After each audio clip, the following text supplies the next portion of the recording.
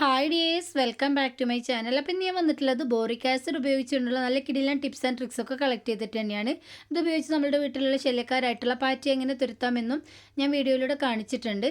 ഈ boric acid നിങ്ങൾക്ക് അറിയാവുന്നത് ക്യാരംസ് ഒക്കെ കളിക്കുന്ന സമയത്ത് നമ്മൾ ആ ബോർഡിൽ ഒരു പൗഡർ ഇടില്ലേ, അതാണ് കേട്ടോ ഈ ബോറിക് ആസിഡ്. അത് മാത്രമായിരിക്കും നിങ്ങൾക്ക് അറിയുന്നുണ്ടാവുക.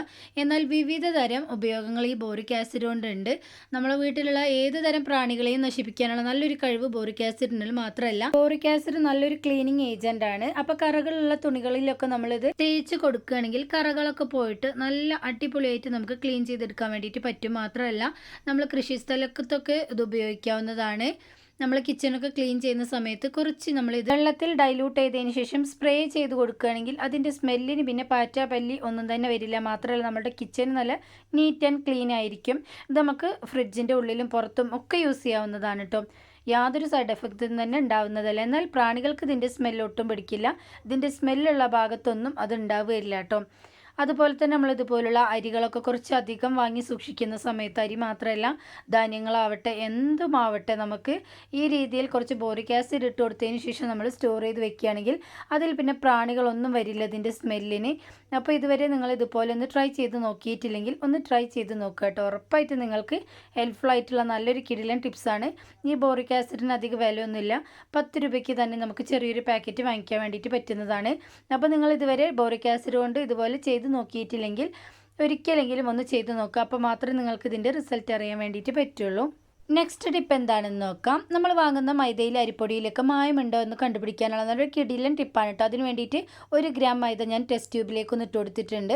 ഇനി 5 ml ഹൈഡ്രോക്ലോറിക് ആസിഡും 5 ml വെള്ളം ഒഴിച്ചു കൊടുത്തിട്ട് നന്നായിട്ടൊന്ന് മിക്സ് ആക്കിയതിന് ശേഷം മഞ്ഞൾ തേച്ച് കൊടുത്ത ഒരു പേപ്പറാണ് ഇതിലേക്ക് ഇട്ട് കൊടുക്കുന്നത്. കുറച്ച് സമയത്തിന് ശേഷം നമ്മൾ എടുത്ത് നോക്കുമ്പോൾ ഇതുപോലെ മഞ്ഞ നിറത്തിലാണെങ്കിൽ അതിൽ യാതൊരു കെമിക്കൽസും തന്നെ അടങ്ങിയിട്ടില്ല.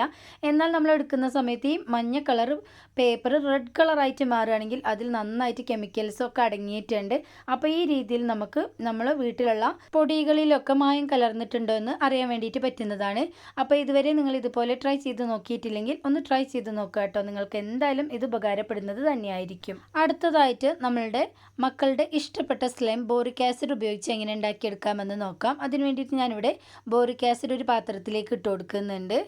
നമുക്ക് എത്രയാണോ സ്ലൈം ഉണ്ടാക്കേണ്ടത് അതിനനുസരിച്ച് ഇട്ട് കൊടുക്കാവുന്നതാണ്. എന്നിട്ട് കുറച്ച് വെള്ളം ഒഴിച്ചിട്ട് നന്നായിട്ടൊന്ന് മിക്സാക്കി നമുക്ക് മാറ്റി വയ്ക്കാം.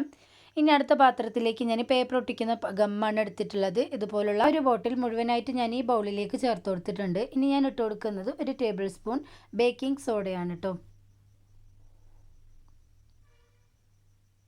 ഇനി നന്നായിട്ടൊന്ന് മിക്സാക്കി കൊടുക്കാം. ഇനി സാധാ പച്ചവെള്ളമാണ് ഞാൻ ഇതിലേക്ക് കുറച്ച് ഒഴിച്ചു കൊടുക്കുന്നത്. കുറച്ച് ഒഴിച്ചിട്ടൊന്ന് മിക്സാക്കി കൊടുക്കുന്നുണ്ട്. നിങ്ങൾ ഒഴിച്ചു കൊടുക്കുന്ന സമയത്ത് പ്രത്യേകം ശ്രദ്ധിക്കുക. അളവിലൊക്കെ വ്യത്യാസം വരികയാണെങ്കിൽ നമുക്ക് സ്ലൈം പെർഫെക്റ്റ് ആയിട്ട് കിട്ടില്ല കേട്ടോ. അപ്പോൾ കുറച്ച് വെള്ളം ഒഴിച്ചിട്ട് മിക്സാക്കിയതിന് ശേഷം ഞാനിവിടെ നേരത്തെ റെഡിയാക്കി വെച്ചിട്ടുണ്ടായിരുന്ന ബോറിക് ആസിഡിൻ്റെ വെള്ളമാണ് ഒഴിച്ചു കൊടുക്കുന്നത്. കുറച്ച് ഒഴിച്ചിട്ട് നന്നായിട്ടൊന്ന് മിക്സാക്കി കൊടുക്കാം. മിക്സാക്കുമ്പോൾ തന്നെ നിങ്ങൾക്ക് മനസ്സിലാവുന്ന പെട്ടെന്ന് നമുക്കത് മിക്സായി വരും കേട്ടോ. സ്ലൈമായി തന്നെ നമുക്ക് കിട്ടുന്നതാണ്. അപ്പോൾ വളരെ എളുപ്പത്തിൽ നമുക്ക് വലിയ പൈസയൊന്നും കൊടുത്ത് കടയിൽ നിന്നും സ്ലൈമൊന്നും വാങ്ങിക്കേണ്ട ആവശ്യമില്ല. ഈ രീതിയിൽ നിന്ന് ഉണ്ടാക്കിയെടുത്താൽ മതിയാവും കേട്ടോ. അപ്പോൾ എല്ലാവരും ഇങ്ങനെ ഒന്ന് ട്രൈ ചെയ്ത് നോക്കിയിട്ട് നിങ്ങളുടെ ഫീഡ്ബാക്ക്സ് അറിയിക്കാൻ മറക്കരുത്. അടുത്ത ടിപ്പ് എന്താണെന്ന് നോക്കാം. അതിന് വേണ്ടിയിട്ട് ഞാനിവിടെ ഒരു ഉപയോഗിക്കാത്തൊരു പാത്രമാണ് എടുത്തിട്ടുള്ളത്. ഇനി കുറച്ച് ഗോതമ്പ് മാവാണ് ഇട്ട് കൊടുക്കുന്നത്. നിങ്ങൾക്ക് ഗോതമ്പ് മാവില്ലെങ്കിൽ കടലമാവോ മൈദ എന്ത് വേണമെങ്കിലും നിങ്ങൾക്ക് ഇതിന് പകരമായിട്ട് എടുക്കാവുന്നതാണ്. ഇനി ഞാനിതിലേക്ക് ആഡ് ചെയ്ത് കൊടുക്കാൻ പോകുന്നത് കുറച്ച് ബോറിക് ആസിഡാണ് കേട്ടോ. ബോറിക് ആസിഡ് കെമിക്കൽ അല്ല എന്ന് ഞാൻ ഓൾറെഡി പറഞ്ഞു. പക്ഷേ പാറ്റകളെ കൊല്ലാൻ വേണ്ടിയിട്ടുള്ള നല്ലൊരു കിടിലൻ റെമഡി തന്നെയാണ് നമ്മുടെ ഈ ബോറിക് ആസിഡ്. ഇതിൻ്റെ സ്മെല്ല് ഉണ്ടായാൽ തന്നെ ആ പ്രദേശത്തേക്കൊന്നും പാറ്റ പല്ലി എലി ഒന്നും തന്നെ വരില്ല കേട്ടോ. ഇനി ഞാനിതിലേക്ക് ആഡ് ചെയ്ത് കൊടുക്കാൻ പോകുന്നത് കുറച്ച് പഞ്ചസാരയാണ്. ഇതൊരു ടേസ്റ്റിന് വേണ്ടിയിട്ടാണ് ഞാൻ ഇവിടെ ആഡ് ചെയ്ത് കൊടുക്കുന്നത്.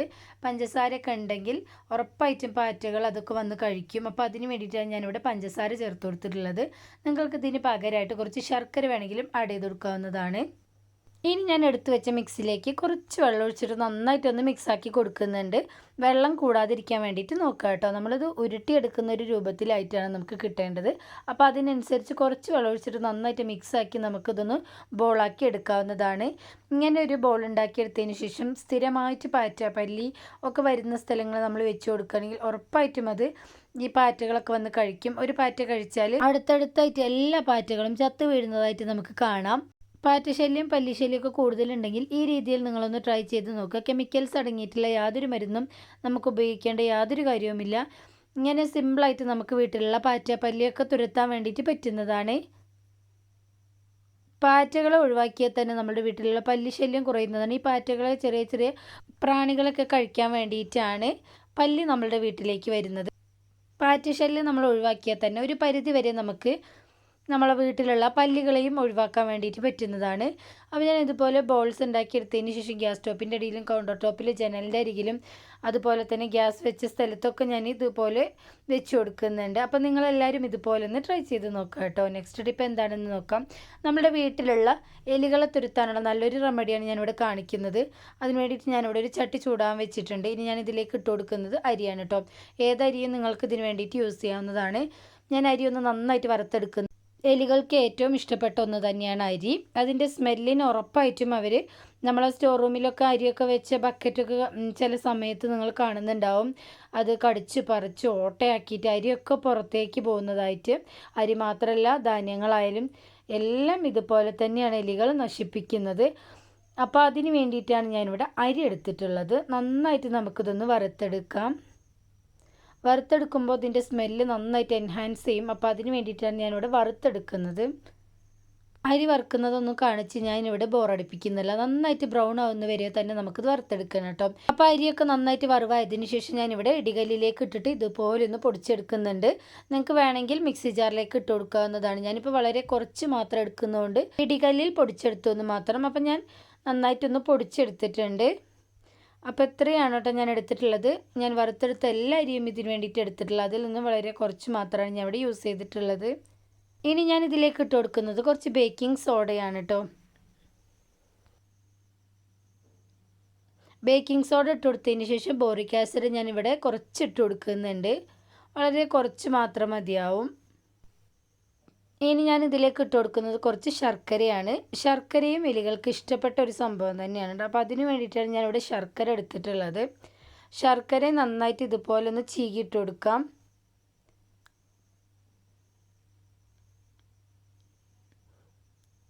ഇനി ഞാൻ കുറച്ച് ഗോതമ്പ് പൊടിയാണ് ഇട്ട് കൊടുക്കുന്നത്. ഇതിൻ്റെ സ്മെല്ലിന് എലികളൊക്കെ വല്ലാണ്ട് ആകർഷിക്കും. അപ്പോൾ അതിന് വേണ്ടിയിട്ടാണ് ഞാൻ ഗോതമ്പ് മാവ് എടുത്തിട്ടുള്ളത്. ഇനി എല്ലാം ഒന്ന് ജസ്റ്റ് ഒന്ന് മിക്സാക്കി എടുത്തതിന് ശേഷം കുറച്ച് വിനീഗർ ഒഴിച്ചിട്ട് നമുക്കിത് നന്നായിട്ടൊന്ന് മിക്സാക്കി എടുക്കാം. വിനീഗറും കൂടെ ചേർത്ത് കൊടുക്കുന്ന സമയത്ത് നമുക്കിത് നന്നായിട്ടൊരു ബോൾ രൂപത്തിലാക്കി എടുക്കാൻ വേണ്ടിയിട്ട് പറ്റും. നിങ്ങൾ ഈ സമയത്ത് വെള്ളം ചേർക്കരുത്, വിനീഗർ തന്നെ എടുക്കാൻ വേണ്ടിയിട്ട് നോക്കുക. വിനീഗർ ഇല്ലെങ്കിൽ അതിന് പകരമായിട്ട് നിങ്ങൾക്ക് നാരങ്ങ വേണമെങ്കിൽ യൂസ് ചെയ്യാവുന്നതാണ്. ഇനി ഞാൻ ഡേറ്റ് കഴിഞ്ഞിട്ടുള്ള ടാബ്ലറ്റാണ് ഇവിടെ എടുത്തിട്ടുള്ളത്. ഒരു 2-3 എടുത്തിട്ട് നന്നായിട്ട് ഫൈനായിട്ട് പൊടിച്ചെടുത്ത് ഞാൻ ഈ മിക്സിയിലേക്ക് ചേർത്ത് കൊടുക്കുന്നുണ്ട്. ഇനി അതെല്ലാം കൂടെ ചേർത്ത് നമുക്ക് നന്നായിട്ട് ബോൾ രൂപത്തിലാക്കി എടുക്കാവുന്നതാണ്. ഈ ഒരു ഉരുണ്ട മാത്രം മതിയാവും. നമ്മളുടെ വീട്ടിൽ ശല്യക്കാരായി കൊണ്ടിരിക്കുന്ന പാറ്റ, പല്ലി, എലി എന്നിവയൊക്കെ ഓടിക്കാൻ വേണ്ടിയിട്ട് പറ്റുന്നതാണ്. അപ്പം ഞാൻ കുറച്ച് വിനീഗറാണ് ഒഴിച്ചു കൊടുത്തിട്ടുണ്ടായിരുന്നത്. അപ്പോൾ നന്നായിട്ടൊന്ന് മിക്സാക്കി ഒരു 3 ബോളാണ് എനിക്കിവിടെ കിട്ടിയിട്ടുണ്ടായിരുന്നത്. ഇനി സ്ഥിരമായി എലി ഒക്കെ വരുന്ന സ്ഥലങ്ങളിൽ നമ്മളിത് വെച്ച് കൊടുക്കുകയാണെങ്കിൽ, ഇത് കഴിക്കുകയാണെങ്കിൽ ഉറപ്പായിട്ടും ബേക്കിംഗ് സോഡയും അതുപോലെ തന്നെ നമ്മൾ ചേർത്ത് കൊടുത്തിട്ടുള്ള ബോറിക് ആസിഡും എല്ലാം കൂടെ അതിൻ്റെ വയറിലേക്ക് പോയി വയറ് വീർത്ത് വരികയും പിന്നെ ഒന്നും കഴിക്കാൻ പറ്റാണ്ട് എലികൾ ചത്തുപോകാനിടയാവുകയും ചെയ്യും. അപ്പോൾ നിങ്ങൾ പ്രത്യേകം ശ്രദ്ധിക്കുക. ഇതുപോലുള്ള മാളങ്ങളിലൊക്കെ നിങ്ങൾ ഇത് ഇട്ട് കൊടുക്കുന്ന സമയത്ത് കൈയിട്ട് നമ്മൾ എടുക്കാണ്ടിരിക്കുക. നമ്മൾ ആ ഉരുണ്ട ഇട്ട് കൊടുക്കുന്ന സമയത്ത് അത് ഉരുണ്ട് പോയി അതിൻ്റെ ഉള്ളിലായിട്ട് നിന്നിട്ടുണ്ട്. അപ്പോൾ അത്രയ്ക്കും വലിയൊരു മാളം തന്നെയാണ് എലി ഇവിടെ ഉണ്ടാക്കിയെടുത്തിട്ടുള്ളത്. ഇതുപോലെ നമ്മൾ വിറകൊക്കെ സൂക്ഷിക്കുന്ന സ്ഥലങ്ങളിൽ നമ്മൾ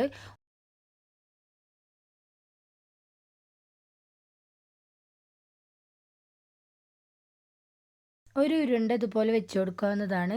അപ്പോൾ ഇന്ന് കാണിച്ച എല്ലാ ടിപ്സും എല്ലാവർക്കും പ്രയോജനകരമായി എന്ന് വിചാരിക്കുന്നു. പുതിയ നല്ലൊരു വീഡിയോ ആയിട്ട് ഇനി നിങ്ങളുടെ മുന്നിലേക്ക് വരുന്നത് വരെ എല്ലാവർക്കും ബൈ.